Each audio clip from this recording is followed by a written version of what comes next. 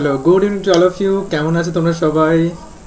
একটু কমেন্ট সেকশনে জানিয়ে দাও। বাই দ্য ওয়ে, অনেকদিন পর তোমাদের সাথে দেখা হলো। কেমন আছো তোমরা সবাই বলো।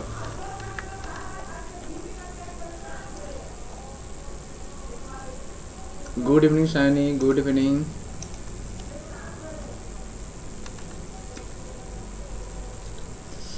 গুড ইভিনিং বিশাল।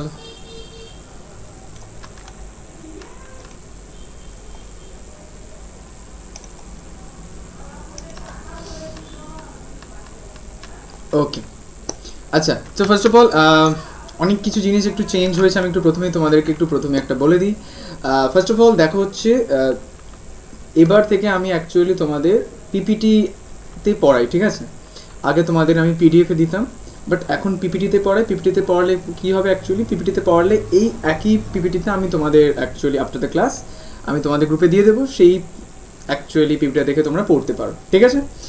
আচ্ছা, এবং যদি কেউ কিছু কোয়েশ্চেন বা কোয়ারি কিছু বলতে চাও, দেখবে এখানে তোমাদের রেজ ইউর হ্যান্ড বলে একটা অপশান পাবে, ঠিক আছে? রেজ ইউর হ্যান্ড বলে ওটাকে জাস্ট একবার ক্লিক করবে, তখন আমি তোমাদের কথাগুলো শুনতে পাবো, ঠিক আছে?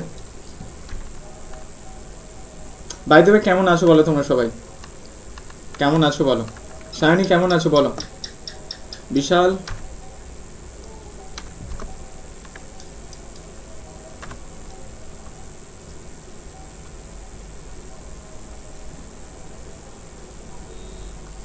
গুড ইভিনিং রূপ স্যার। আচ্ছা, ভালো আছি স্যার। আচ্ছা, ভেরি গুড। বিশাল বলছো ভালো আছি, বাহ, ভেরি গুড। রূপ স্যার কেমন আছো একটু কমেন্ট সেকশনে জানিয়ে দাও। কেমন আছো বলো। গুড ইভিনিং রূপ স্যার, গুড ইভিনিং। বাহ, ঠিক আছে। অনেক দিন পর, এখন মনে আছে সেই তোমাদের লাস্ট ক্লাস ফার্স্ট সেমিস্টারের, মানে সত্যি অনেক দিন পর তোমাদেরকে ক্লাসে আমি দেখতে পাচ্ছি আজকে। ঠিক আছে না, ওকে। আচ্ছা, তো আজকে তোমাদের first class and welcome to the Yoddha batch. Okay, তো যোদ্ধা ব্যাচ কেন অ্যাকচুয়ালি রেখেছি তোমরা জানো, যেহেতু তোমরা সবাই অ্যাকচুয়ালি ওয়ারিয়ার্স, যার কারণে এই যে ব্যাচটা, এই ব্যাচটার কিছু স্পেশালিটি পাবে তোমরা, ঠিক আছে? কারণ এই ব্যাচটার মধ্যে তোমরা দেখতে পাবে যে আগে তোমরা ফার্স্ট সেমিস্টারে যেমন তোমাদের দেখবে, ফার্স্ট সেমিস্টারে তোমাদের অনেকটা বেশ একটা বলতে পারো হচ্ছে ব্রড একটা বলতে পারো কনসেপ্ট আইডিয়া তোমাদেরকে পড়তে হয়েছিল, তাই না? অনেক কিছু বিষয়গুলো সম্পর্কে জানতে হয়েছিল এবং কোর্স কন্টেন্টসটা অনেকটা পরিমাণে বেশি, ঠিক আছে? বাট এই যে সেমিস্টার 2 তোমাদের অ্যাকচুয়ালি রয়েছে, এখানে কিন্তু তেমন অতটা তোমরা প্রেসার ফিল করবে না, কারণ এটা খুব ইজি একটা পেপার। মেজর অ্যাকচুয়ালি 2 পেপার খুবই ইজি লাগবে, দেখবে মেজর 1-এর থেকে খুবই ইজি। এবং এখানে তোমরা অনেক কিছু আইডিয়াগুলো সম্পর্কে যেমন জানবে, তার সাথে দেখবে হচ্ছে তোমরা এখানে নতুন একটা জিনিস করা তোমাদেরকে শেখাবো, সেটা হচ্ছে রেটোরিক অ্যান্ড প্রোসোডি করা শেখাবো। কী জিনিস দাদা, কাকে বলে রেটোরিক প্রোসোডি?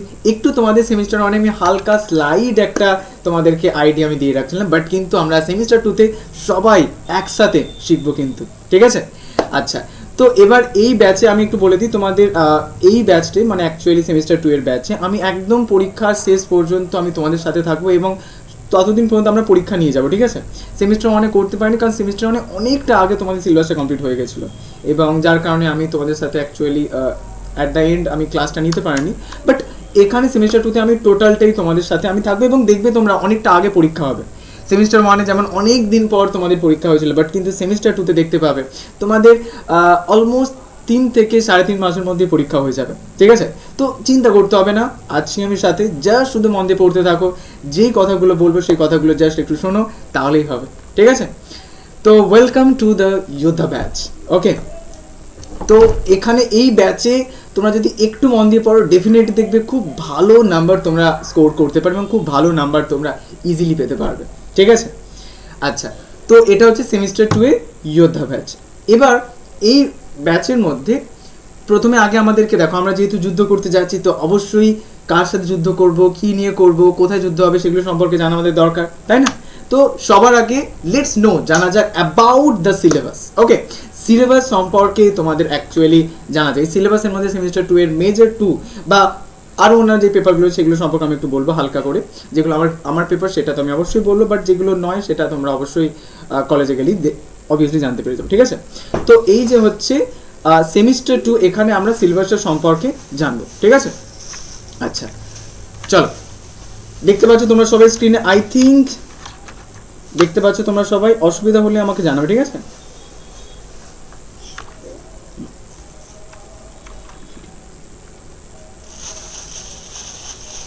ওকে আচ্ছা, তো এবার দেখো তোমাদের এই সেমিস্টার 2 এর জার্নিতে আমরা কি কি বিষয় জানবো। দেখো প্রথমেই তোমাদের রয়েছে মেজর 2, ওকে, তোমাদের মেজর 2 রয়েছে, যেখানে দেখো তোমাদের রয়েছে British poetry renaissance to 18th century. মানে এই পেপারটা টোটালি তোমাদের পোয়েট্রির ওপর ডিপেন্ড করে থাকবে, ঠিক আছে? টোটালি পোয়েট্রির ওপর অ্যাকচুয়ালি বেস করে এই পেপারটা তোমাদের হবে, মেজর 2 পেপারটা। মানে অনেক কিছু কবিতা তোমরা শিখবে, কবিতা কেমন করে রাইটাররা, একটা কবি বা একটা পোয়েট অন্ধ অবস্থায় কিভাবে একটা মহাকাব্য বা এপিক লিখে নিতে পারেন।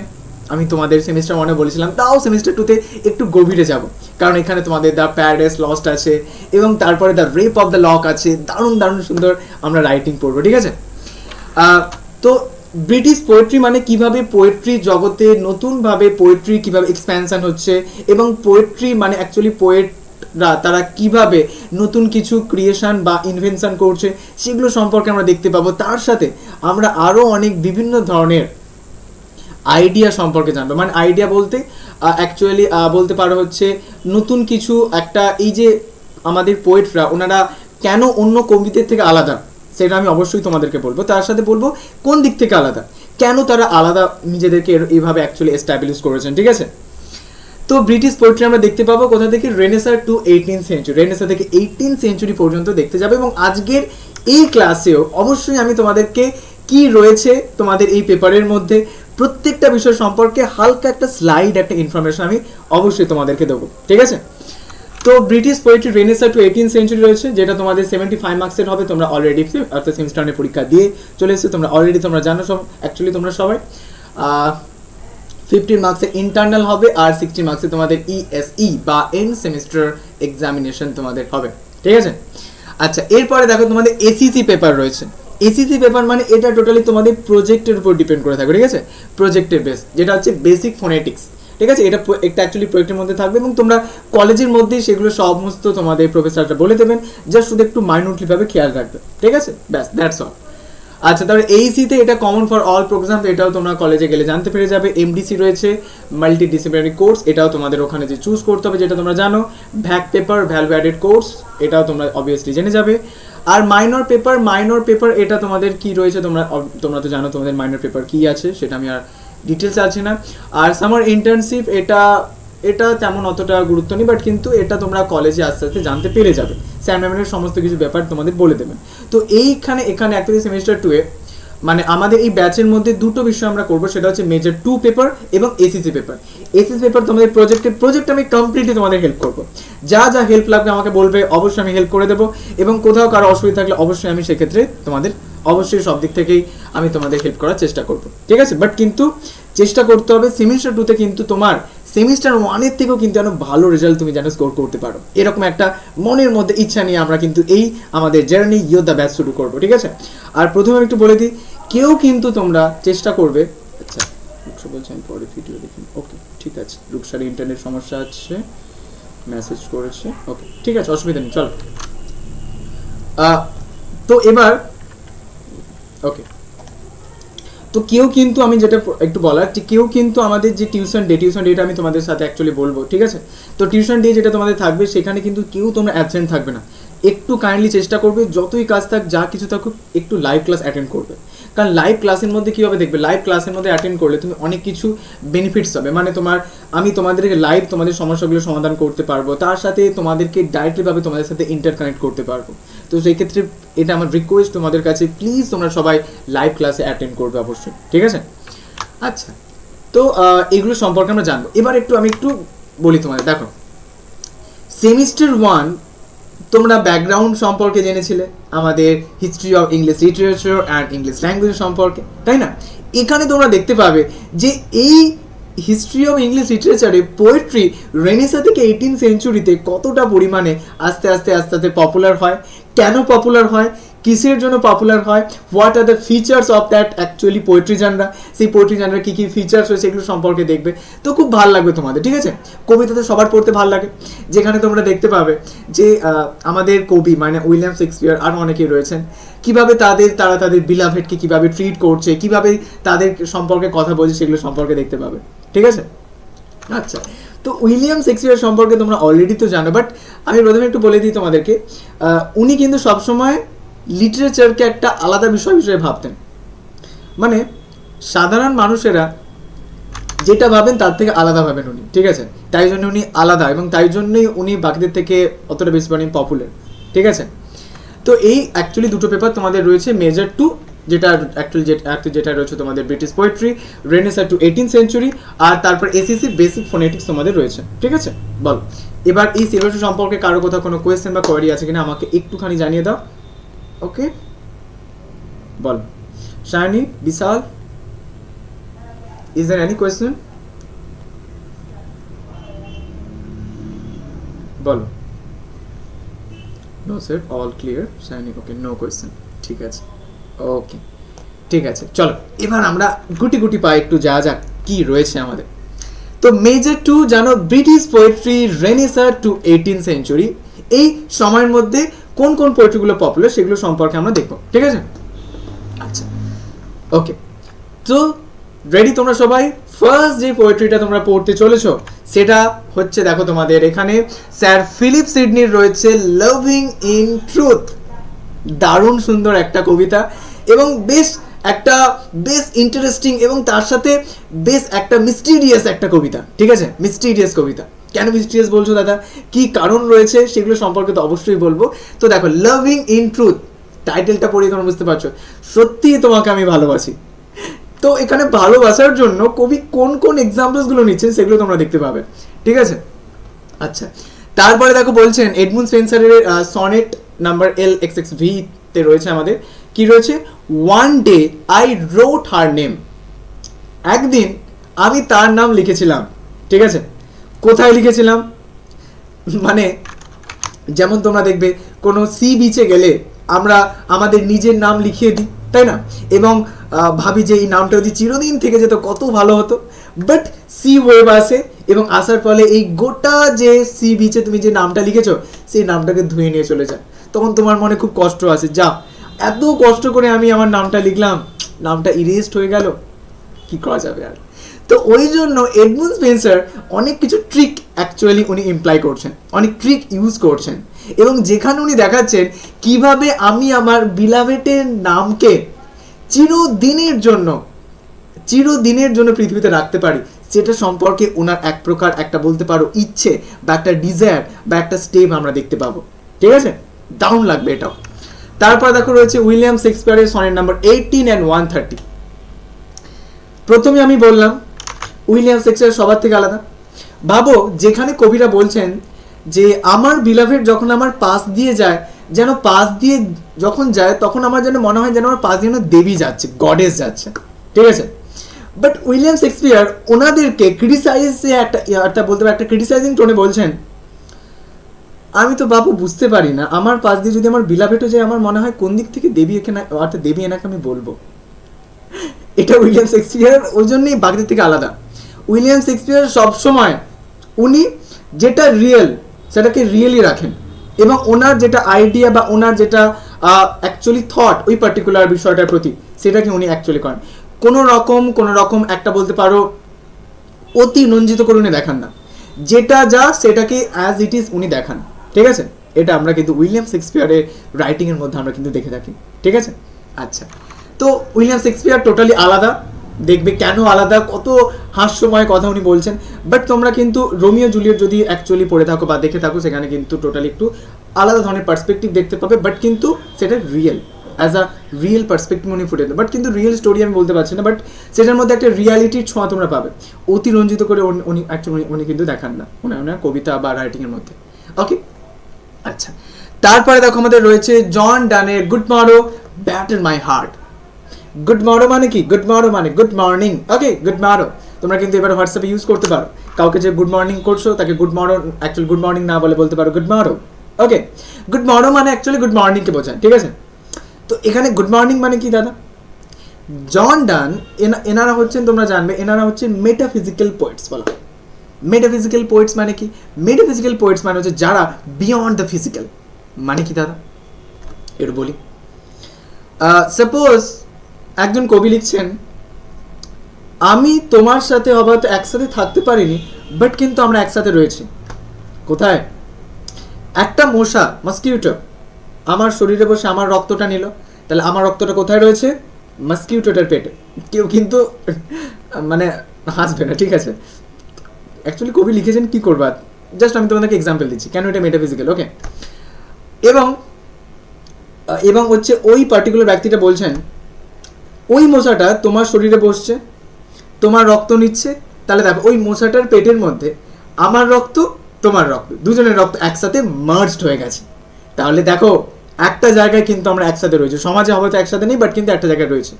এরকম বিভিন্ন ধরনের মেটাফিজিক্যাল পরিচয় দেখতে পাবে। ওনারা সবসময় চেষ্টা করেন যে কিভাবে ওনাদের লাভটাকে চিরদিনের জন্য পার্মানেন্ট করতে পারেন।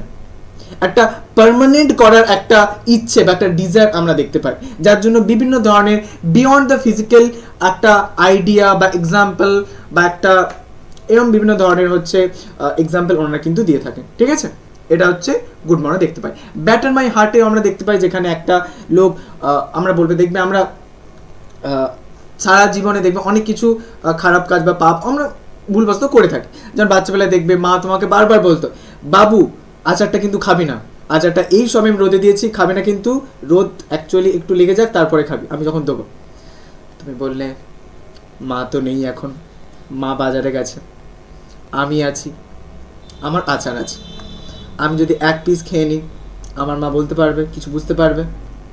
তখন তুমি ভাবছো না, বুঝতে তো পারবে না, তাহলে একটা আচার খেলে আই থিঙ্ক অসুবিধা হবে না, তুমি একটা খেয়ে নিলে, তাহলে কি তুমি মায়ের কথা অমান্য করলে? তাই না? তো এখানেও দেখবে জন ডান বলছেন, ব্যাটার মাই হার্ট, আমার যে হৃদয়, আমার যে কারাপ্টেড হৃদয়, ঠিক আছে, যেটা করাপ্টেড হয়ে গেছে, সেটাকে ভগবান প্লিজ আপনি পিউরিফাই করুন। যেমন অ্যাকোয়াগার্ড ঘরে লাগানো হয় দেখবে জলকে পরিশুদ্ধ করার জন্য, তেমনইভাবে বলছে যে আমার হৃদয়টাকে ভগবান পিউরিফাই করুন। আর একটু ডিটেলসে যাবো, এই ক্লাসেই যাবো, একটু হালকা ডিটেলস, যেমন কবিতাটা পড়বো আরও ডিটেলস যাবো তখন, ঠিক আছে? আচ্ছা, তো এটা হচ্ছে জন ডান রয়েছে। তারপরে আমাদের রয়েছে মিল্টনের paradise lost. Okay, just a second, আমি একটু আসছি না, জাস্ট আ সেকেন্ড।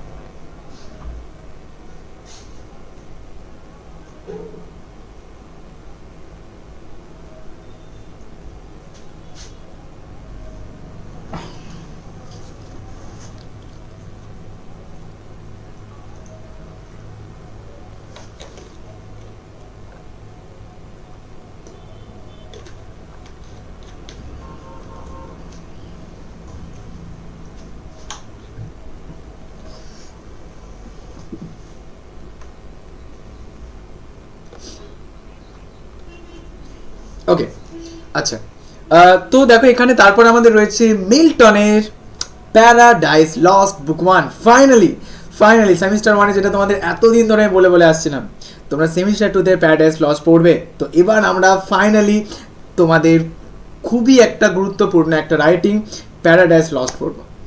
কি রয়েছে, গল্পের ব্যাকগ্রাউন্ড কি, সেগুলো সম্পর্কে সব কিছুই বলবো। বেশ দারুণ একটা আমাদের এই জার্নিটা হতে চলেছে যোদ্ধা ব্যাচে। তোমরা প্লিজ কিন্তু প্রত্যেকটা ক্লাস অ্যাটেন্ড করবে, ঠিক আছে? এটা কিন্তু আমার রিকোয়েস্ট সবার কাছে। তো প্যারাডাইস লস্ট সম্পর্কে আমি একটু বলি। দেখো, প্যারাডাইস মানে কি দাদা? প্যারাডাইস মানে স্বর্গ বা হেভেন বলতে পারো। লস্ট মানে যেটা হারিয়ে গেছে, এটা জাস্ট আনফর্চুনেটলি ভাবে এটা জাস্ট বুক 1টা আমরা পড়বো।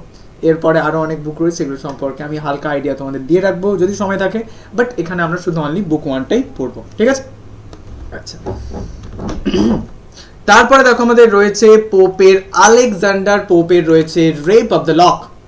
ওকে, প্রথমে একটু বলে দিই। দেখো, লক মানে কি? লক মানে দেখবে অনেক ক্ষেত্রে মেয়েরা লক্স বলে, দেখবে হচ্ছে একটা ওই সামনের দিকে চুলকে দেখবে একটু বাড়িয়ে রাখে, লক্স টাইপের। আমি কি ঠিক বললাম? সেটাই অ্যাকচুয়ালি সেটাই তো লক্স আমার যতদূর মনে হয়, তাই না? সায়নী একটু বলো তো, ওটাই তো লক্স নাকি? আচ্ছা, ওকে। তো এখানে তোমরা দেখতে পাবে একটা মেয়ে, যার নাম কি? যার নাম হচ্ছে বেলিন্ডা। সকালে সে ঘুম থেকে উঠে, আমরা সকালে ঘুম থেকে উঠে কী করি? সবার আগে ব্রাশ করি। বাট ইনি সবার আগে ঘুম থেকে উঠে ব্রাশ করেন না। ইনি ওনার অ্যাকচুয়ালি একটা রুম রয়েছে, সেই রুমে গিয়ে সবার আগে ঘুম থেকে উঠে চোখে মুখে জল না দিয়েই ইনি মেকআপ করতে বসেন। ভাবো কতটা অ্যারিস্টোক্রেসি ব্যাপারটা। সেটাকেই এখানে আলেকজান্ডার পোপ ওনার এই দ্য রেপ অফ দ্য লকের মধ্যে কেমন করে এখানে ক্রিটিসাইজ করলো সেটা আমরা দেখতে পাবো। এবং দেখো রেপ অফ দ্য লক মানে এবার ওই বেলিন্ডা মেয়েটি মুখ টুক না ধুয়েই সোজা একটা ক্লাবে যাবে এবং ক্লাবে গিয়ে সেখানে যে তাস খেলতে থাকবে এবং সেখানে দূর থেকে একটা লোক ওই বেলিন্ডার ওই লকের দিকে তাকিয়ে থাকবে এবং হঠাৎ করে লোকটি ছুটতে আস্তে আস্তে আস্তে আস্তে একটি লকেট টেনে নিয়ে ছিঁড়ে চলে যাবে এবং সেখান থেকেই অ্যাকচুয়ালি নাম হয়ে গেল রেপ অফ দ্য লক। ঠিক আছে, তো এটাও বেশ একটা হাস্যকর, মজাদার, ইন্টারেস্টিং একটা বেশ সুন্দর রাইটিং আমরা পড়বো। ঠিক আছে, আচ্ছা তারপরে হচ্ছে দেখো হচ্ছে মার্ভেলের রয়েছে two his coy mistress. To his coy mistress এটাও একটা খুব ইজি একটা কবিতা, এটা তেমন কঠিন নয়। এখানেও জাস্ট আমরা দেখতে পাবো বিলাভেডকে কেমন করে এখানে প্রেস করছে। দেখবে প্রত্যেকে আলাদা, প্রত্যেকের থেকে আলাদা ডিস্টিংটিভ স্টাইল তার ফলো করে, সবাই দেখবে। কেউ কিন্তু একে অপরের সিমিলারিটি আমরা দেখতে পাবে না এবং তাই জন্যই তারা বাকিদের থেকে আলাদা। ঠিক আছে, তাদের কবিতার জার্নিতে, ঠিক আছে, পোয়েট্রি জার্নিতে। ওকে, তারপরে আমাদের রয়েছে দেখো থমাস গ্রের elegy written in a country churchyard. এটাও মানে এই কবিতাটাও আমি একটু বলি। আমার যখন অ্যাকচুয়ালি পরীক্ষা ছিল তো কবিতাটা আগের দিন আমি একটু জাস্ট পড়তেছিলাম, তো হঠাৎ একটা এরকম উপলব্ধি হলো কবিতাটা পড়তে পড়তে। উপলব্ধি হলোটা হচ্ছে যে আমাদের জীবন কোনোদিনও পার্মানেন্ট নয়, তাই না? একদিন না একদিন আমরা সবাই মারা যাব, এটা এটা এটা একটা সত্যি কথা, তাই না? তো এখানে আমাদের থমাস গ্রে বলছেন, তুমি যেই বিছানার উপর বসে রয়েছো, যে বেডটার উপর তুমি বসে রয়েছো, সেই বেডটা এই পৃথিবীতেই থাকবে, সেখানে আবার নতুন লোক আসবে, কিন্তু তুমি থাকবে না। এই কথাটা থমাস গ্রে উনি ওনার এলিজি রিটেন এ কান্ট্রি চার্চে বলবেন। দেখবে যে আমাদের জীবন কিভাবে সময়ের সাথে চলছে, কিভাবে আমরা আমাদের অ্যাকচুয়ালি জীবনকে, আমাদের যে জীবন সেই জীবনটা কিভাবে আমরা সময়টাকে অতিবাহিত করছি, কোন কাজে লাগাচ্ছি, কিভাবে আমাদের সময়টা চলে যাচ্ছে আর কোনোদিনও ফিরে আসবে না, এই ব্যাপারগুলো সম্পর্কে আমরা দেখতে পাবো আমাদের এই থমাস গ্রের elegy written in a country চার্চে। ঠিক আছে, তাহলে এটা বেশ একটা ফিলোসফিক্যাল একটা কবিতা, এটা আমরা দেখতে পাবো elegy written in a country church. এটা আমাদের লাস্ট পোয়েম থাকবে। তারপরে দেখো বি সেকশনে রয়েছে তোমাদের রেটোরিক অ্যান্ড প্রোসোডি। তোমরা এবার ফাইনালি শিখবে রেটোরিক প্রোসোডি কিভাবে করা হয়, মানে তোমাদেরকে কবিতার প্রত্যেকটা মানে অপারেশন করা অ্যাকচুয়ালি শেখাবো। ঠিক আছে, সবাই আমরা অ্যাকচুয়ালি সবাই অ্যাকচুয়ালি সার্জন হবে। ঠিক আছে, এবং সেখানে আমরা দেখতে পাবো যে কবিকে একটা কবিতা লিখতে হলে কত কিছু মাথায় রাখতে হয়, কিভাবে কবিতা লিখতে হয় সেগুলো সম্পর্কে আমরা এখানে দেখতে পাবো। ঠিক আছে, রেটোরিক প্রসিডিতে সবাই কিন্তু সার্জন হব, সেই সার্জারির কাজ আমরা আস্তে আস্তে আস্তে কবিতা পড়তে পড়তেই শিখবো। ঠিক আছে, আচ্ছা এবার একটু হালকা হালকা করে তোমাদের যাই। দেখো প্রথমেই রয়েছে স্যার ফিলিপ সিডনির লাভিং ইন ট্রুথ, যেটা আমি প্রথমেই তোমাদেরকে বললাম যে এখানে স্যার ফিলিপ সিডনি বলছেন সত্যিকারের আমি তোমায় ভালোবাসি, সত্যিকারের। ঠিক আছে, তো এখানে কবি তার বিলাভেডকে ইমপ্রেস করার জন্য কবিতা লিখতে বসেছেন। ঠিক আছে, তো এরকম নেওয়ার পর কবিতা লিখছেন, কিন্তু কবিতা লিখতে পারছেন না, কি লিখবো আমি কবিতা, এরকম মনের মধ্যে ওনার অ্যাকচুয়ালি চিন্তা আসছে। এবার উনি তখন ভাবলেন, আচ্ছা অন্য কবিদের যদি কবিতাকে একটু কপি করে দিই তাহলে তো কেউ বুঝতে পারলো না, আর ও কি পড়ে রাখছে এত কবিতা, পড়ে তো হবে রাখবে না। তারপর উনি যখন লিখতে যাবেন তখন হঠাৎ করে একটি দেবী ওনার কাছে আসবে, এসে বলবে, ইউ ফুল, তুমি স্টুপিড, তুমি অন্য কারো কপি দেখে তুমি কপি করছো, তাকে ইমিটেট করছো, তুমি কোনোদিনও কবিতা লিখতে পারবে না। তারপর থেকেই কবি ভাবলেন যে না, আমি নিজেই লিখবো, লিখলে লিখবো, না লিখলে নাই লিখবো। তো ওই জন্য কবিতাটার টাইটেল উনি দিচ্ছেন লাভিং ইন ট্রুথ, কবিতা লিখতে পারি নাই পারি, বাট আমি সত্যিই তোমায় ভালোবাসি। তো এই কথাটা ওই জন্য উনি টাইটেলটার মধ্যে বলছেন লাভিং ইন ট্রুথ। ওকে, যে সত্যিকারের আমি তোমায় ভালোবাসি, এই কবিতাটা আমার মধ্যে আমরা দেখতে পাবো। দেখো এখানে আর একটু বেসিক আইডিয়াটা কি রয়েছে একটু আমি বলি। দেখো, by Sir Philip Sidney explores the struggle to express sincere love এবং ওনার যে sincere, just a second, I think ইন্টারনেটের সমস্যা হচ্ছে। ইন্টারনেট যখনই অসুবিধা আমাকে একটু বলবে, ঠিক আছে? কারণ এখানে স্ক্রিনটা চলে গেলে আমার অ্যাকচুয়ালি তখন বুঝতে পারি যে ইন্টারনেটে অসুবিধা হচ্ছে। ইন্টারনেট প্রপারলি ঠিকঠাক দেখা যাচ্ছে? আমাকে একটু জানাও তো।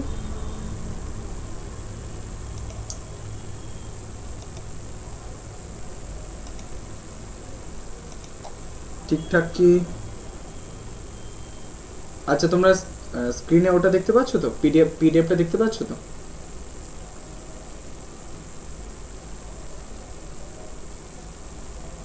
ওকে, আমার ভিডিওটা দেখা যাচ্ছে বিশাল সায়নী? এবার ঠিক আছে। অ্যাকচুয়ালি আমার এটার মাঝে মাঝে একটু ইন্টারনেট অসুবিধা হয়।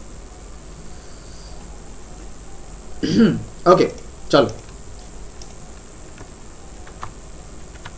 আচ্ছা, তো দেখো এখানে কি বলছে যে উনি ওনার যে সিনসিয়ার লাভ, সেই সিনসিয়ার লাভটাকে উনি এক্সপ্রেস করতে এখানে চাচ্ছেন, বাট কিন্তু পাচ্ছেন না, কবিতা লিখতে পারছেন না। কিভাবে আমি ইমপ্রেস করবো আমার বিলাভেডকে? তো ওই জন্য উনি কবিতার টাইটেল দিয়ে দিলেন লাভিং ইন ট্রুথ, সত্যিকারের আমি তোমায় ভালোবাসি। ঠিক আছে? আচ্ছা দাঁড়াও, এটা কাজ করলে করা যায়। যখনই কোনো অসুবিধা হবে আমাকে একটু কাইন্ডলি জানাবে, ঠিক আছে? যখনই কোনো অসুবিধা হবে, ইন্টারনেটের হোক বা ভিডিওর হোক বা ভয়েসের হোক, যখনই কোনো অসুবিধা আমাকে জানাবে। ওকে, আচ্ছা। থ্রু পোয়েট্রির মধ্যে তিনি বলছেন emphasising the true artistic inspiration. Artistic inspiration মানে, বাবা তুমি কবিতা লিখতে বসছো, তোমার মধ্যে যদি ইন্সপিরেশন না থাকে, তোমাকে জোর করে যদি বলে তুমি একটা কবিতা লেখো, তুমি লিখতে পারবে? পারবে না। কারণ কবিতা লেখা একটা মনের একটা, বলতে পারো হচ্ছে ইন্সপিরেশন, এটাকে আর্টিস্টিক ইন্সপিরেশন বলা হয়। ঠিক আছে? তো ওই জন্য কবিতা লিখতে গেলে তোমাকে প্রথমে আগে নিজেকে মোটিভেট করতে হবে। After that you can easily write a poem. ওকে,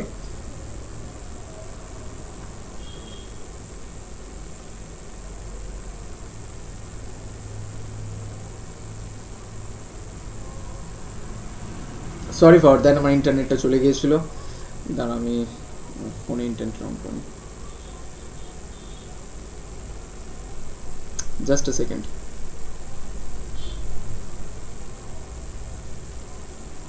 ওকে, ঠিক আছে। Okay, so true artistic inspiration আমরা দেখতে পাচ্ছি comes from within the heart rather than copying others or using artificial technique. উনি বলছেন যে আমি নিজে কবিতা লিখবো, ঠিক আছে, না হলে আমি অন্য কারো কপি করবো, বাট কিন্তু কপি করে তুমি স্যাটিসফ্যাকশন পাবে না। যে আমার মনে হবে যে এই বাবা আমি তো অন্য কারো কপি করে আমি অ্যাকচুয়ালি তাকে ইমপ্রেস করার চেষ্টা করছি। তো ওই জন্য দেখো এখানে দেখতে পাবে, এখানে এক প্রকার একটা learning actually sir Philip Sydney পাবেন, যে কিভাবে নিজের কবিতাকে নিজের স্বনির্ভর করতে হয়, কিভাবে নিজে অ্যাকচুয়ালি পার্সোনালি কবিতাটা লিখতে পারেন, সেটা সম্পর্কে আমরা দেখতে পাবো। ঠিক আছে? আচ্ছা, ওকে, তো এটা আমরা দেখতে পাবো লাভিং ইন ট্রুথে। ঠিক আছে? তাই লাভিং ইন ট্রুথে আমরা দেখতে পাবো যেখানে কবিতার পোয়েটিক জার্নির যে একটা প্রসেস, কপি করার ভাবনা চিন্তা আমার মধ্যে আসছে। ঠিক আছে? তারপরে তিনি ব্যর্থ হচ্ছেন, তারপরে দেবী এসে ওনাকে বলবেন ইউ ফুল, তুমি কপি করছো। তো তারপরে আবার উনি কবিতা লেখা শুরু করেন, বাট কিন্তু পারছেন না। তাই জন্য কবিতাটার নাম দিয়ে দিলেন লাভিং ইন ট্রুথ, মানে কবিতাটা ওনার বিলাভেড পড়ুক নাই পড়ুক, বাট টাইটেল পড়ে বুঝতে পারবে যে সত্যি আমার বিলাভেড আমায় ভালোবাসে। That's all. ঠিক আছে? আচ্ছা, ওকে, ক্লিয়ার। পয়েন্টটা তাহলে আমরা যাই, বলো পয়েন্টটা আমরা তাহলে যাই, বলো। আচ্ছা, আজ প্রেশার নিতে হবে না, জাস্ট শুধু মন দিয়ে গল্পগুলো শুনতে থাকো। ঠিক আছে? জাস্ট শুধু শুনতে থাকো, আর কিচ্ছু নিতে হবে না। তারপর আমাদের রয়েছে দেখো এডমুন্ড স্পেন্সারের sonnet one day I wrote her name. দেখো এই যে দেখো এখানে এই যে সমুদ্র সৈকতের নামটা লিখেছেন বিলাভেটের, কিন্তু সমুদ্র ঢেউ আসবে, ওয়েভ আসবে, সব ধুয়ে নিয়ে চলে যাবে। তখন ভাবলেন যে তাহলে কি আমার বিলাভেটের নাম আমি কি লিখতে পারবো না? আমি কোনোদিনও তার নাম চিরদিনের জন্য লিখতে পারবো না? তো ওই জন্য কি করবেন, the main idea of Edmund Spencer's sonnet one day I wrote her name, যেটা অ্যামোরিতি 75-এ বলা হয়। কেন বলা হয়, কি আচ্ছা পিছনে কি কারণ সেটা আমি সেগুলো অবশ্যই বলবো। Is that true love and beloved's virtues can be immortalize through poetry. উনি বলছেন যে সত্যিকারের ভালোবাসাকে, সরি ফর দ্যাট, উনি বলছেন সত্যিকারের ভালোবাসাকে এবং আমার বিলাভেটের যে ভার্চুস মানে জানো তার মধ্যে যে সকল ক্যারেক্টারিস্টিকগুলো দেখতে পাই, ক্যান বি ইমমর্টালাইজ মানে সেগুলোকে চিরদিনের জন্য আমি ইমমর্টাল করে দিতে পারি। কিসের মধ্য দিয়ে? থ্রু পোয়েট্রির মধ্য দিয়ে, কবিতার মধ্যে দিয়ে আমি করতে পারি। Defying mortality and the decay of time, যেখানে কবি বলছেন মানুষ থাকলে কবিতা পড়বে তো, সময়ের সাথে আমার বিলাবেটের নাম কিন্তু মুছে যাবে না, আমি আমার বিলাবেটের নাম চিরদিনের জন্য কবিতায় লিখে দিয়ে যাব। কারণ কবিতা লিখলে কি হবে, যতদিন পৃথিবীতে মানুষ চোখ দিয়ে দেখতে পাবে, কান দিয়ে শুনতে পাবে, ততদিন পর্যন্ত আমার কবিতা পড়বে। তাই জন্য ভাবো, যতদিন মানুষ থাকবে ততদিন আমার কবিতাও থাকবে, আর কবিতা থাকলে আমার বিলাবেটও থাকবে। কেমন চিন্তা ভাবনা দেখেছো? আচ্ছা, তো এটা হচ্ছে one day I wrote her name. তো আমরা দেখবো কতবার উনি ফেলিয়ার হচ্ছেন, উনি অনেক জায়গায় উনি বিলাবেটের নাম লিখছেন, বাট কিন্তু কন্টিনিউয়াসলি ভাবে উনি ব্যর্থ হচ্ছেন। ঠিক আছে, আচ্ছা ওকে। তারপরে নেক্সট দেখো, নেক্সট আমাদের রয়েছে উইলিয়াম শেক্সপিয়ারের সনেট নাম্বার 18 and 130। ওকে, তো 18 দেখো, 18 রয়েছে the main idea of Shakespeare's sonnet number 18 shall I compare thee to a summer's day. এটা তোমরা আই থিঙ্ক পড়ে এসছো, বাট কিন্তু যদি না পড়ে থাকো অসুবিধা নেই, আমরা আবার নতুনভাবে জানার চেষ্টা করবো। ঠিক আছে, তো সনেট নাম্বার 18 কি রয়েছে, shall I compare thee to a summer's day, মানে আমি কি তোমায় একটা গ্রীষ্মের দিনের সাথে তুলনা করতে পারি? তুমি বলবে যে কবি আমাকে গ্রীষ্মের সাথে তুলনা করলো, তো আমাদের মনের মধ্যে একটা ব্যাপার আসবে না যে গ্রীষ্মকাল, গরমকাল, কত কষ্টকর একটা দিন, সেখানের সাথে আমাকে তুলনা করছে, আমাদের তো মনে হতেই পারে, তাই না? বাট কিন্তু যারা অ্যাকচুয়ালি শীত প্রধান দেশে বাস করে, তাদের দেখবে গরমকালটা একটা প্লিজেন্ট সিজন, তাই না? একটা বেশ পছন্দের সিজন, তাই না? তো ওই জন্য ওরা না সবসময় সামার সিজনকে একটা বলতে পারো সুপিরিয়র সিজন বলে মনে করে, ঠিক আছে, বাকি অন্যান্য সিজনের থেকে। তাই জন্যই এখানে উইলিয়াম শেক্সপিয়ার ওনার বিলাভেটকে সামার সিজনের সাথে তুলনা করার চেষ্টা, একটা কোয়েশ্চেন করে বলছেন, আমি কি তোমায় গ্রীষ্মের দিনের সাথে তুলনা করতে পারি? কোয়েশ্চেন করছেন। এবার তোমার মনে প্রশ্ন আসবে, যাতে কোয়েশ্চেন করার কি দরকার, তুলনা তো করেই দিতে পারেন, কেন কোয়েশ্চেন করছেন? দেখো, এটার জন্য কারণ আছে। ভাবো, তুমি কার সামনে যে বললে আমি কি তোমায় একটা ফুলের পাপড়ির সাথে তুলনা করতে পারি, আরেকটা জায়গায় তুমি বলছো আমি তোমায় একটা ফুলের পাপড়ির সাথে তুলনা করেছি। দাঁড়াও, মাঝে মাঝে ইন্টারনেটে যে কি হয়। ওকে, আচ্ছা, তো ভাবো সাপোজ একটা জায়গায়, যখন ইন্টারনেট অসুবিধা আমাকে একটু বলবে কাইন্ডলি, ঠিক আছে? তো ভাবো একটা জায়গায় বলছে যে আমি কি তোমার একটা ফুলের পাপড়ির সাথে তুলনা করতে পারি, আর একটা জায়গায় বলছো আমি তোমার একটা ফুলের পাপড়ির সাথে তুলনা করেছি। দুটোর মধ্যে কিন্তু পার্থক্য আছে। এখানে তুমি অ্যাজ আ পারমিশন নিচ্ছ, তখন সে ভাবে বাহ, পারমিশন নিচ্ছে আমার কাছ থেকে, বাহ, ভেরি গুড। আর এখানে পারমিশন নিচ্ছ না, উইথাউট টেকিং এনি পারমিশন, তুমি জাস্ট সাডেনলি তুমি বলে দিচ্ছ। ওই জন্য এখানে এক প্রকার একটা নিজের মনের একটা ইচ্ছেটাকে জাস্ট একটা বলতে পারো একটা পারমিশন হিসেবে চাচ্ছেন ওনার বিলাভেটের কাছে, যাতে করে বিলাভেট ফার্স্ট টাইটেলটা পড়ে, মানে অ্যাকচুয়ালি সনেটের কোনো টাইটেল থাকে না, বাট ফার্স্ট লাইনটাকে আমরা টাইটেল বলে থাকি, তো ফার্স্ট লাইনটা পড়েই যেন বিলাভেট অটোমেটিক্যালি ইমপ্রেসড হয়ে যায়। এটাই হচ্ছে মেন আইডিয়া। সাইনি কি বলছো স্যার, এই দুটো পোয়েমের মেন কন্টেস্টটা অনেকটা সিমিলার, দুটোতেই লাভারকে মডেল করার চেষ্টা করছেন অথর তার পোয়েমের মধ্যে দিয়ে। Yes, obviously, but that is the main thing you have to understand. দেখো, প্রথমটা লাভিং ইন ট্রুথে আমরা দেখতে পাচ্ছি পোয়েটিক জার্নিটা, আর এখানে পোয়েটিক জার্নিটা আমরা দেখতে পাচ্ছি না, বাট কিন্তু অলরেডি কবি কবিতা লিখে ফেলেছেন, ঠিক আছে? এটা হচ্ছে বলতে পারো কবিতা লেখার আগের প্রসেস, এটা আফটার রাইটিং পোয়েট্রি, ঠিক আছে? দুটো এক অবশ্যই ইমর্টালাইজ করা, অবশ্যই একদম ঠিক বলেছো সাইন, ঠিক আছে? আচ্ছা, ওকে, তো এখানেও আমরা দেখতে পাবো is that the beauty of the beloved is superior two nature, এবং বলছে নেচারের থেকেও আমার বিউটি, আমার বিলাভেডের যে বিউটি সেটা আরও বেশি সুন্দর, ঠিক আছে? And is made eternal through the power of poetry, এবং এখানেও কবি অ্যাকচুয়ালি উইলিয়াম শেক্সপিয়ার কবিতার মধ্য দিয়ে উনি ওনার বিলাভেডের যে বিউটি সেটাকে চিরদিনের জন্য ইমর্টাল করতে চাচ্ছেন, ঠিক আছে? আচ্ছা, এরপর সনেট নাম্বার 130।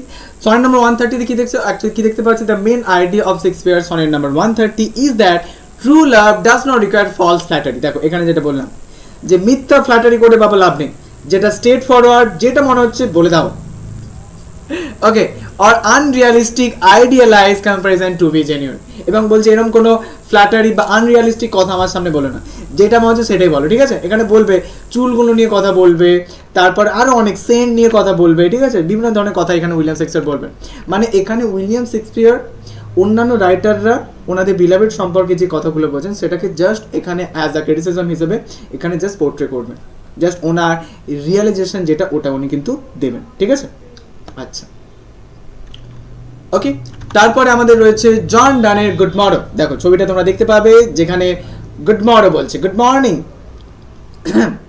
আচ্ছা দেখো শোনো, এখানে একটা ব্যাপার রয়েছে, এর ব্যাপারটা একটু বলি। এখানে আমরা দেখতে পাবো গুড মর্নিং মধ্য দিয়ে এখানে জন ডান বলছেন আমাদের ঘুমিয়ে পড়া যে আত্মা রয়েছে সেটাকে জাগিয়ে তোলার একটা চেষ্টা এখানে দেখতে পাচ্ছি গুড মর্নিং মধ্যে দিয়ে বা গুড মর্নিং এর মধ্যে দিয়ে, ঠিক আছে? গুড মর্নিংকে আগে অ্যাকচুয়ালি গুড মর্নিংকে আগে গুড মর্নিং বলা হতো। তো দেখো the main idea of John Donne's the good morning is that true mature love is a transformative awakening. মানে সত্যিকারে যদি তুমি ভালোবাসো তাহলে সেটা হচ্ছে একটা ট্রান্সফরমেটিভ অ্যাওকেনিং তোমার হবে, সত্যিকারে তোমার একটা জাগরণ হবে, ঠিক আছে? দ্যাট ইউনাইটস টু সোল, যেখানে দুটো সোলকে একে অপরে মার্জ করবে, একে অপরে ইউনাইট করবে, ওকে,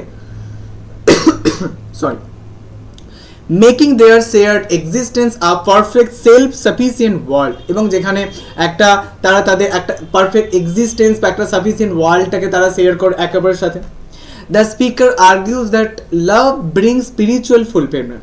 এবং এখানে বলছে যে লাভ কিন্তু আধ্যাত্মিক ফুলফিলমেন্ট নিয়ে আসে, rendering previous life childish and promising immortality because their love is balanced and inseparable. এখানে উনি বলছেন যে আমরা বাচ্চাদের মতো ভালোবাসার মধ্যে আর নেই, তাই জন্য বলছে গুড মর্নিং, আমাদের যে বাচ্চা চাইল্ডিশ যে লাভ সেই লাভটা আমাদের জেগে উঠছে গুড মর্নিংয়ের মধ্যে দিয়ে, by saying good morning, okay, good মর্নিংয়ের মধ্যে দিয়ে জেগে উঠছে। কীভাবে জেগে উঠছে, তার পিছনে কী কী কারণ রয়েছে, কীভাবে উনি এখানে পোর্ট্রে করছেন এবং কোন দিক থেকে নিজেকে বলছেন যে আমি নতুনভাবে জেগে উঠেছি। তো সত্যিকারের ভালোবাসাটা কি, what is true love, what is mature love, সেটা সম্পর্কে আমরা এই কবিতার মধ্যে দেখতে পাবো। বেশ একটা মজাদার কবিতা, জানো মেটাফিজিক্যাল পোয়েটরা এইভাবে লিখে থাকেন, সেটা আমরা দেখতে পাবো, ঠিক আছে? এই গুড মর্নিংয়ের মধ্যে দিয়ে, ওকে। আচ্ছা, তারপরে দেখো, তারপরে আমাদের রয়েছে জন ডানের ব্যাটার মাই হার্ট। যেটা আমি বললাম না, মা বলেছে আচার খাস না বাবা, আচার খেয়ে নিলে, তখন এবার তুমি এবার মা এসছে তোমার কাছে, তখন এবার তোমাকে বলছে বাবু আচার খেয়েছিস? না না না না, আচার তো খাইনি আমি। বাট তুমি আলটিমেটলি জানো তুমি খেয়েছো, ঠিক আছে? বাট তোমার মধ্যে একটা মনে কাজ করছে, মাকে মিথ্যা কথা বললাম, মা বারবার বলতো মিথ্যা কথা বলিস না, মিথ্যা কথা বললে নাকি হচ্ছে পিমড়া কামড়ায়, ঠিক আছে? তো এখানে হচ্ছে জন ডানেও আমরা ব্যাটার মাই হার্টে দেখতে পাবে এখানে কেমন করে অ্যাকচুয়ালি কবি বলছেন যে ভগবান আমাকে আপনি পিউরিফাই করুন, আমি কারাপ্টেড হয়ে গেছি, আমি ডিস্ট্রাক্টেড হয়ে গেছি, আমি একদম টোটালি একদম রুইন্ড হয়ে গেছি, তো প্লিজ আমায় আপনি পিউরিফাই করুন, পবিত্র করুন, ঠিক আছে? ব্যাটার মানে কি? ব্যাটার মানে হচ্ছে, দেখো এখানে ব্যাটার মানে হচ্ছে পিউরিফাই করার অর্থে বলা আছে, পিউরিফাই, ঠিক আছে? পিউরিফাই মাই হার্ট, ব্যাটার মানে ওখানে হচ্ছে পিউরিফাই। আমি লিখে দিচ্ছি, দাঁড়াও, এগুলো আরও ডিটেলসে যাবো, এটা তো হালকা তোমাদেরকে বলছি।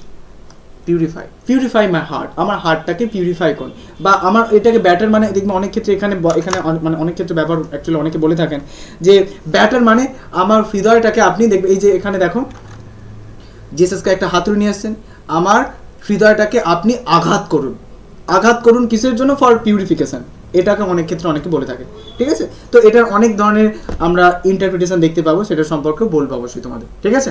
আচ্ছা, তো ব্যাটার মাই হার্ট যেটা actually holy sonnet number 14 by John Donne is a passionate plea মানে কি দাদা? প্লি মানে একটা ইচ্ছা, desire, okay, plea for spiritual renewal. আমি অনেক পাপ কাজ অ্যাকচুয়ালি করে ফেলেছি, এবার আমার আধ্যাত্মিক একটা রিনিউয়াল প্রয়োজন, আধ্যাত্মিক অ্যাওকেনিং আমার প্রয়োজন, প্লিজ ভগবান আপনি আধ্যাত্মিক একটা জাগরণ আমার মধ্যে জাগিয়ে তুলুন প্লিজ, ওকে। আচ্ছা, ওয়ার যেখানে the speaker asks God to violently intervene and destroy his sinful nature to make him pure, এবং বলছে আমার যে খারাপ আচরণ হচ্ছে সেগুলোকে আমার কাছ থেকে দূরে চলে যান এবং আমারকে একটা পিউরিফাইড একটা হিউম্যান বিইংয়ে পরিবর্তন করুন, এটা একটা ইচ্ছা, আর্জ, ঠিক আছে? Using intense paradoxical imagery. Paradoxical imagery কী জিনিস দাদা বলবো, অবশ্যই ক্লাসে থাকো, অনেক কিছু বিষয় বললো তোমাদেরকে। প্যারাডক্সিক্যাল ইমেজারি ব্যবহার করছেন অফ ওয়ারের, ফোর্স লাভের and Donne argues that he can only be free অর্থাৎ by being captured and ravished by God. এবং উনি বলছেন যখন আমি ভগবানের দ্বারা ক্যাপচার্ড হব, ইমপ্রিজেন্ট হব, তখনই কিন্তু আমি আমার আসল নিজেকে ফ্রি করতে পারবো, আসল নিজেকে আমি আমার সঠিক পথে নিয়ে যেতে পারবো। এটা জন ডান বলতে চাচ্ছেন, ঠিক আছে? আচ্ছা, ওকে ওকে, ক্লিয়ার? বলো এতদূর পর্যন্ত ক্লিয়ার? বলো এতদূর পর্যন্ত ক্লিয়ার? ওকে, থ্যাংক ইউ বিশাল। সাইনি বলো। ওকে, থ্যাংক ইউ সাইনি। চলো তারপর আমরা যাই। এরপর ফাইনালি আমাদের আসছে জন মিল্টনের প্যারাডাইজ লস্ট। এটার অনেকটা বড় গল্প রয়েছে। সাইনি তোমরা হয়তো জানবে, সাইনি অ্যাকচুয়ালি সেমিস্টার 1-এ ছিলে, তুমি জানবে, তোমায় হালকা একটু গল্প করেছিলাম। বাট একদম প্রথম থেকে আমরা শুরু করবো, ঠিক আছে? একদম প্রথম থেকে শুরু করবো।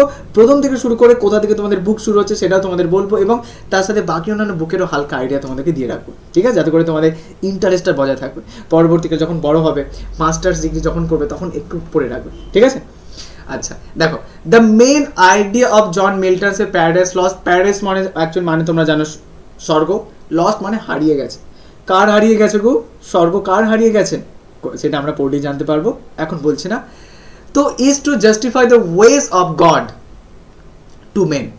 এখানে আমরা দেখতে পাবো কিভাবে ভগবান মানে কিভাবে অ্যাকচুয়ালি হিউম্যান বিইংকে ক্রিয়েট করছেন, কীভাবে হিউম্যান বিইংরা তারা নতুনভাবে প্রজন্ম শুরু করছে, এগুলো সম্পর্কে আমরা দেখতে পাবো। By exploring the fall of humanity, Adam and Eve's disobedience. Adam এবং ইভ হচ্ছে ভগবানের তৈরি করা প্রথম দুই কম্পেনিয়ন, একজন মেল একজন female.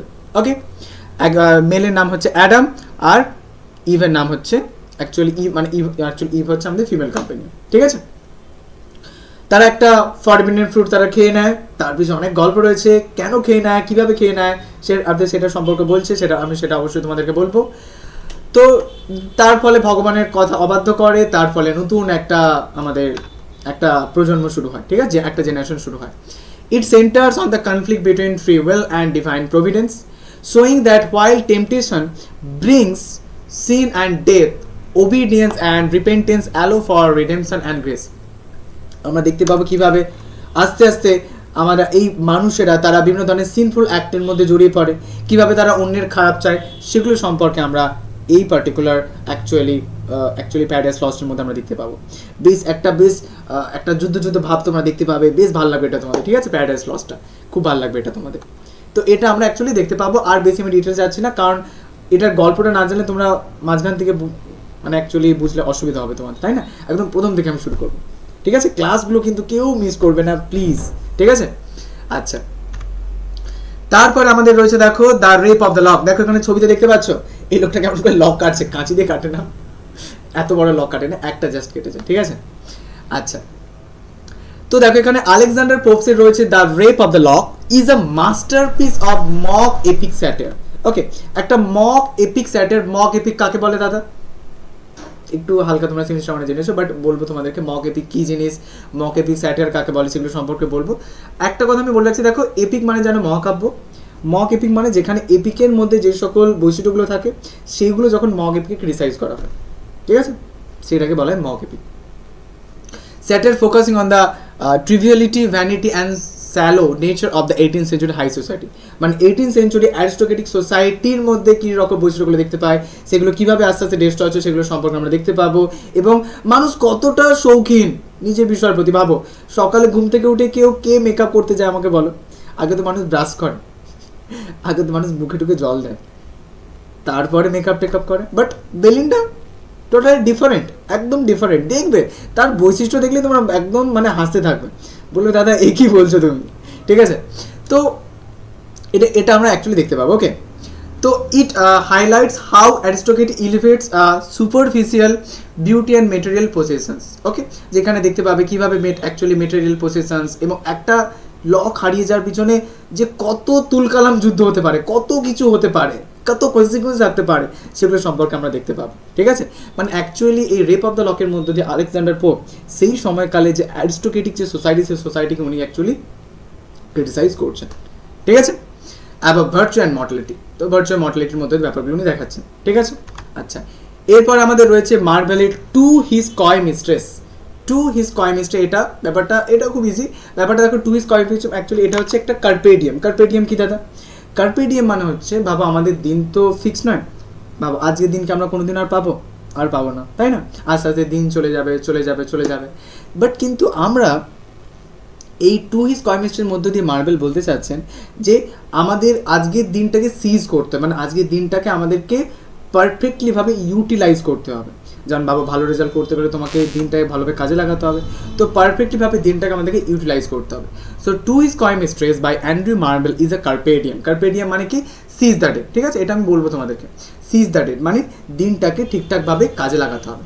Poem arguing that because life is short and death is inevitable, কারণ আমাদের জীবনটা খুব লিমিটেড, হঠাৎ যে কোনো সময় মৃত্যু চলে আসতে পারে, সেরকম হচ্ছে ব্যাপার। ওকে, আচ্ছা, তারপরে lovers should consume their passion immediately rather than wasting time on কয় হেজিটেশন। তো লাভার্সরা তারা কোনো রকম কোনো হেজিটেশন না করে তাদের ভালোবাসাকে অবশ্যই আলিঙ্গন বা এমব্রেস করতে বলছেন এখানে। তাই জন্যই সিজ দ্য ডে বলছে যে আমাদের লাইফটা তো শর্ট, কখন কী হবে আমরা জানি না, মৃত্যু আমাদের সময় এই টুক করে আসছে আমাদের মৃত্যুর কাছে।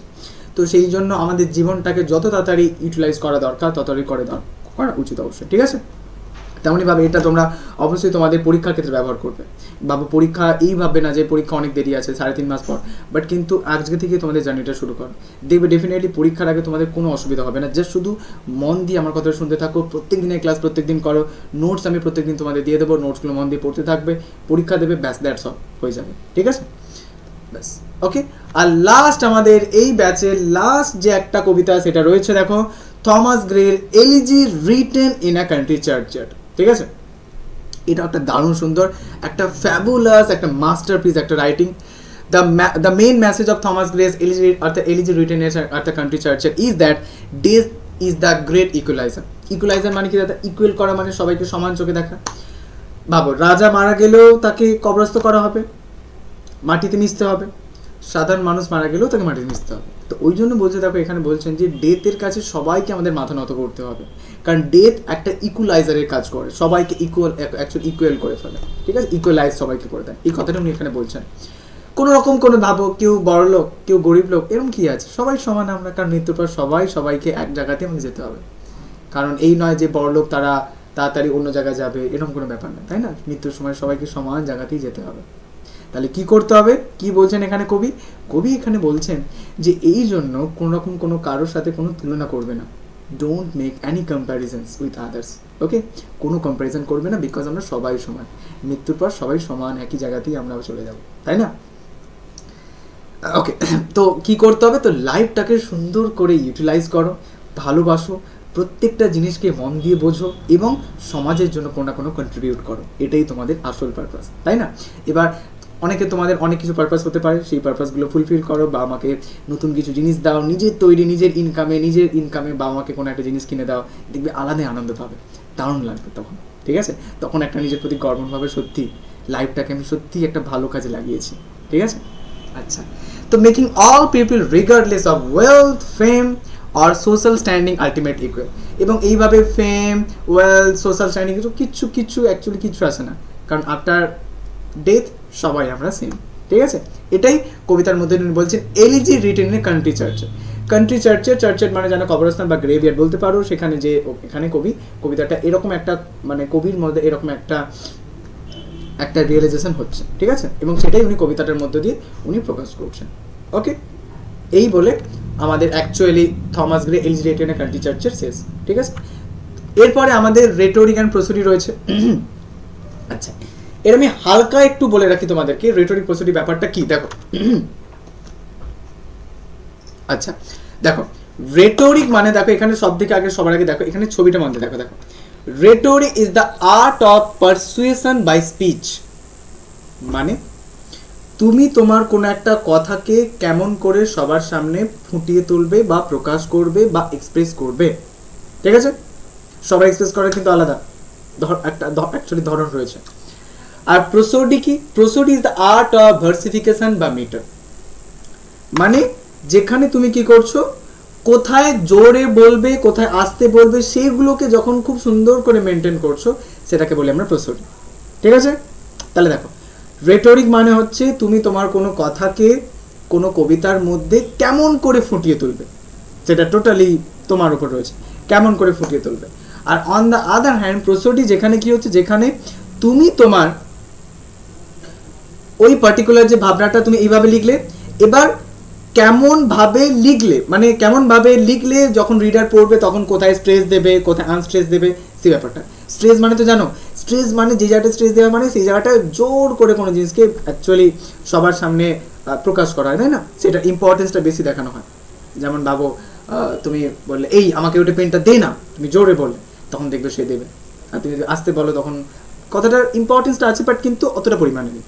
তো দেখো স্ট্রেস কি করে, স্ট্রেস কিন্তু কোনো একটা বিষয়ের প্রতি ইম্পর্টেন্সটাকে একটু বেশি বাড়িয়ে দেয়। এটা আমরা অ্যাকচুয়ালি দেখতে পাবো প্রসিডিউর মধ্যে, ঠিক আছে? তাহলে দেখো আরও গভীরে যাবো অ্যাকচুয়ালি বিষয়গুলো সম্পর্কে, প্রসোডি কি রেটরিক কি সেগুলো সম্পর্কে যাবো, সেটা ক্লাসে আমরা যাবো, ঠিক আছে? আজকে একটু হালকা তোমাদের বলছি।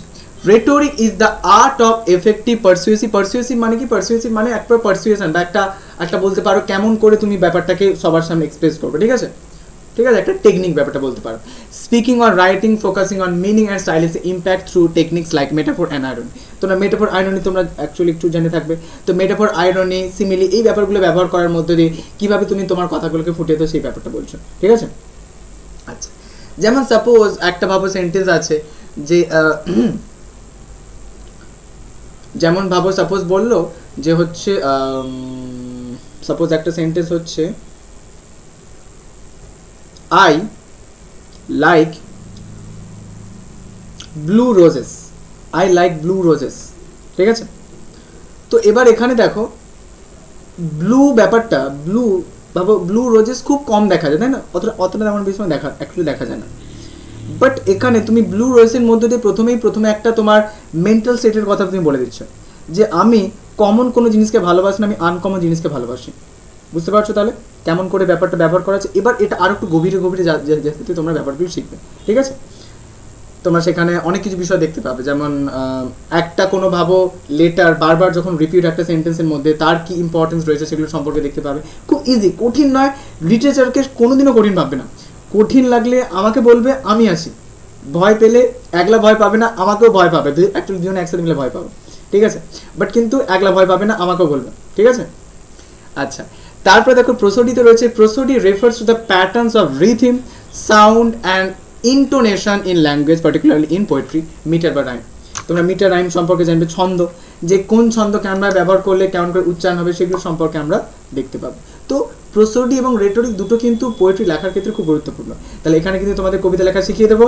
এবার কিন্তু তোমরা যদি কবিতা লিখতে চাও অবশ্যই কবিতা লিখে আমাকে হোয়াটসঅ্যাপ পাঠাতে পারো। সায়নী তুমি তো অবশ্যই কবিতা লেখো, বাট বাকিদেরকে আমি বলছি, ঠিক আছে? এগুলো কিন্তু একটু করতে থাকবে আস্তে আস্তে, ঠিক আছে? তাহলে এই হচ্ছে তোমাদের রেটরিক অ্যান্ড প্রসোডি, ঠিক আছে?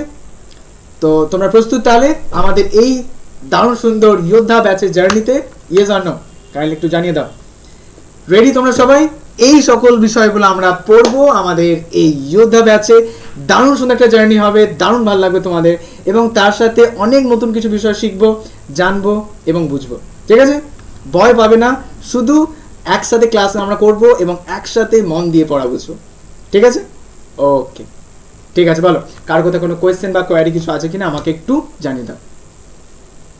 আচ্ছা স্যার আমি এখন একটা স্টোরি লিখবো। অবশ্যই লেখো, একদম একদম স্যার লেখো, একদম সময় আছে এখন, লিখে নাও, একদম একদম একদম স্টোরি লেখো। স্টোরি লেখা হয়ে গেলে আমাকে পাঠিয়ে দেবে হোয়াটসঅ্যাপে, দেখে নেবো। বলো বিশাল সায়নী কোথাও কোনো কোয়েশ্চেন বা কোয়ারি আছে কিনা আমাকে একটু জানিয়ে দাও, ঠিক আছে? তো এই হচ্ছে আমাদের বিষয়, আমরা এগুলো কভার আপ করব, ঠিক আছে? বলো no question sir, okay thank you Sayani. বিশাল কমেন্ট সেকশন একটু জানিয়ে দাও। না স্যার কোনো কোয়েশ্চেন নেই, ওকে ঠিক আছে, ঠিক আছে। আচ্ছা এবার ডেটের ব্যাপারটা একটু বলে দিই, দ্যাট ইজ ভেরি ইম্পর্টেন্ট। আমি তাও গ্রুপে একবার তোমাকে জানিয়ে দেবো। দেখো ডেটের মধ্যে তোমাদের যেটা থাকবে সেটা হচ্ছে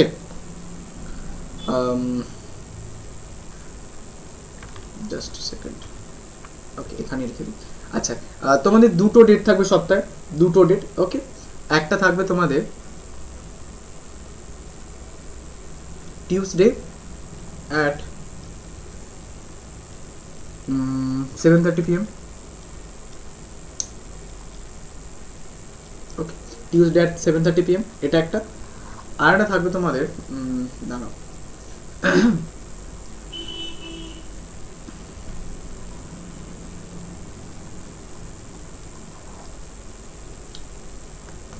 আরেকটা থাকবে তোমাদের, দাঁড়ান একটু আমি দেখে নিই আর বাকিদের ডেটগুলো কি রয়েছে না রয়েছে।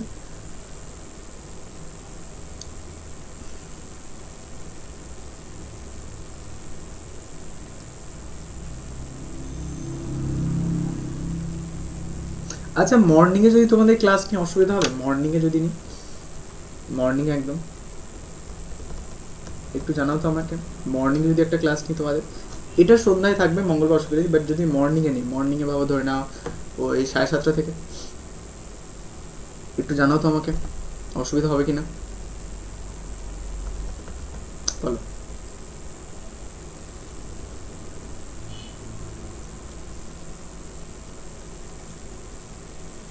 মর্নিং এ যদি নেওয়া হয়,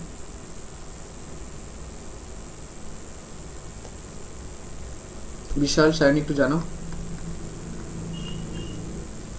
পর করলে ভালো হতো। আচ্ছা তোমাদের আবার কলেজ হবে 7টার পর, কলেজও আছে, সায়নী একটু জানো।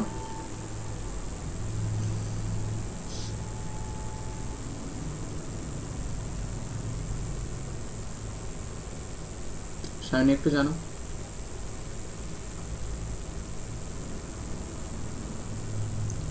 সাবজেক্টের টিউশন প্রবলেম, হ্যাঁ বুঝতে পারছি বুঝতে পারছি, ঠিক আছে অসুবিধা নেই, আমরা আরেকটা ডেট তাহলে তোমাদের করব, দাঁড়াও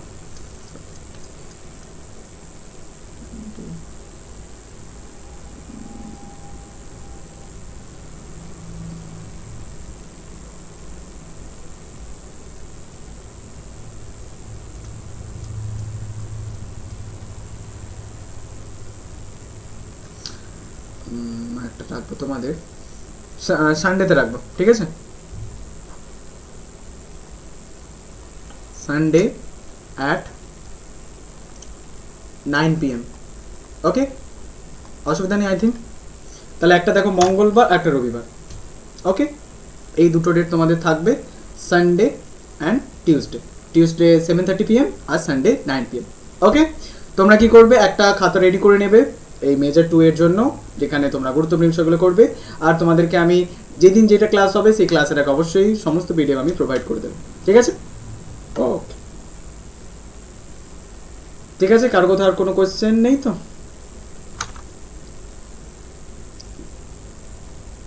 ক্লাসগুলো কিন্তু সবাই অ্যাটেন্ড করবে, লাইভ ক্লাসে করবে, ঠিক আছে ওকে ঠিক আছে। Thank you so much to all of you, good night, thank you so much. তোমরা এখন লিভ করতে পারো, রেকর্ডেড ক্লাস আমি দিয়ে দেবো, এবং যদি কেউ রেকর্ডেড ক্লাস দেখতে চাও অবশ্যই দেখবে, ওখানে একটা লিঙ্ক পাঠিয়ে দেবো, প্লে লিস্টে ইউটিউবে থাকবে আনলিস্টেড করে, সেটা তোমরা দেখতে পারো, ঠিক আছে okay. Good night Sayani, good night Bishal, thank you so much, তোমরা লিভ করতে পারো, ওকে ঠিক আছে না।